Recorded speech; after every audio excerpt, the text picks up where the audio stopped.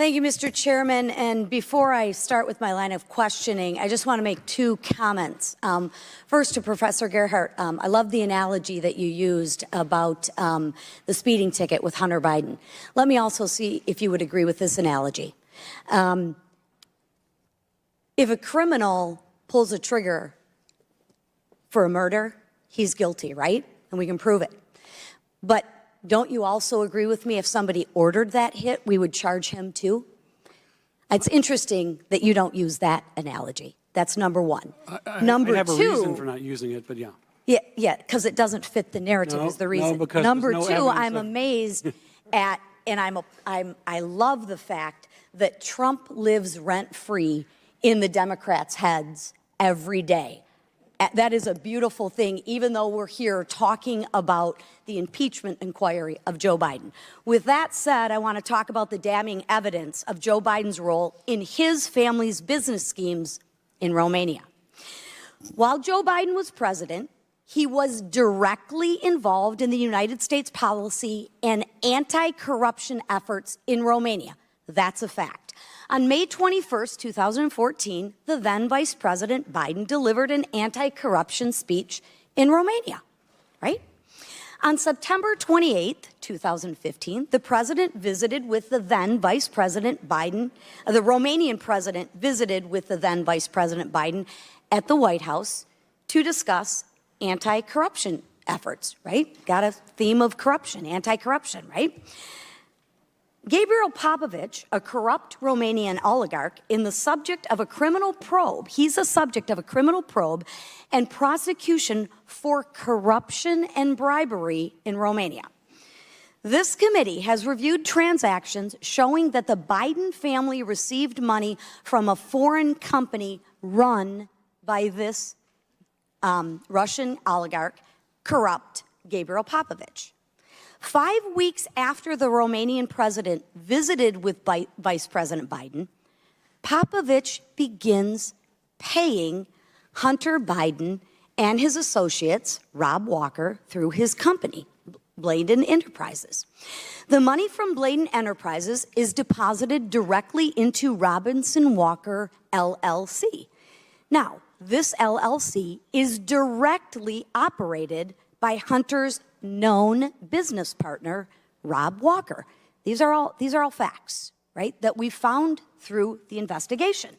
In November 2015 and again in March 2016, Hunter Biden, who is not registered as a foreign agent under FARA, meets with the U.S. ambassador to Romania. Red flag. Then, coincidentally, over $1 million flows to the Bidens. I'm not much for coincidences, and I don't think the American people are either. Let's run through the numbers together. Between November 2015 and May 2017, Bladen Enterprises deposited over $3 million into Robinson Walker's LLC business account. But then the Biden family accounts received more than $1 million from Robinson Walker's accounts after these deposits were made.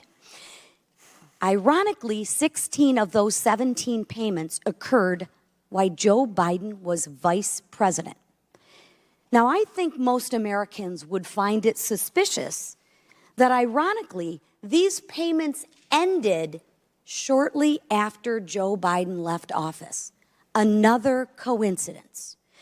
Mr. Chairman, I ask unanimous consent to enter into the record the Oversight Committee's May 10, 2023 Second Bank Records Memorandum showing Joe Biden's involvement in his family's business schemes in Romania. Without objection, so ordered.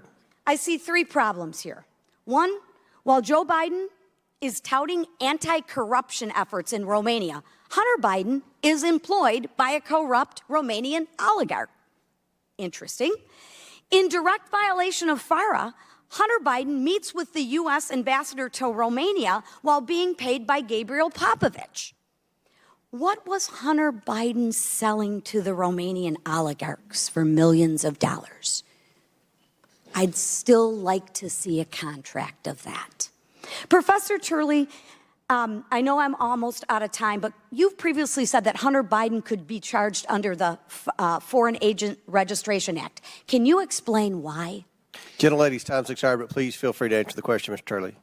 Much of the conduct described in these disclosures does seem to fit what we saw with the charges of Paul Manafort in terms of being a foreign agent. Some of this does appear to be that type of lobbying on the part of Hunter Biden. The failure to register as an agent, of course, helped conceal that, but that's not necessarily the motivation behind it. The question is, should he have registered as a foreign agent during the course of this conduct? And it just seems to me, looking at the Paul Manafort indictment, that there's considerable overlap in terms of the type of actions taken. Perhaps there's a two-tier justice system. With Mr. that, Chairman, I yield back. May I ask unanimous consent to enter Ms. McLean's chart into the record? Without objection, so ordered. Thank you. Chair